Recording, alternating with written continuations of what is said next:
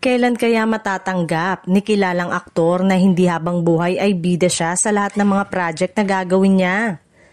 May ilang sikat na maituturing ng veteran actor na ayaw talagang bumaba sa kanilang kinatatayuan sa ngayon. Kung naging bida sila sa lahat ng mga project nila, gusto nila hanggang ngayon ay ganun pa rin. Hindi sila papayag na meron pang mas bibida sa kanila. Pero mas marami naman sa mga magagaling na veteran actors na tanggap na nilang support na sila sa mga sikat na young stars na nagdadala ng isang film project.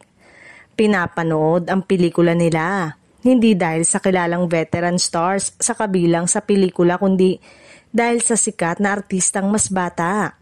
Dahil sila ang mas may pinakamaraming fans. Pero itong si kilalang veteran actor ay hindi. Kapag hindi siya bida sa isang film o TV project, wag na lang, thank you na lang, hindi na niya tatanggapin ang project na ito. Minsan ay nakapanayam itong si veteran actor at ibinahagi niyang meron siyang gagawing magandang drama series. Excited daw siyang gawin ito.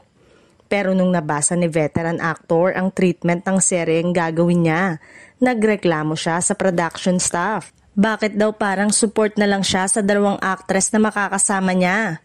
Ang isa pang inareklamo niya ay ang title ng seryeng ito. Sa titulo kasi ay nakafocus sa dalawang actress ang bida, hindi sa kanya na tatay ng isang actress na bida. Doon naman kasi talaga nakafocus ang kwento, hindi sa karakter ng tatay na gagampanan niya.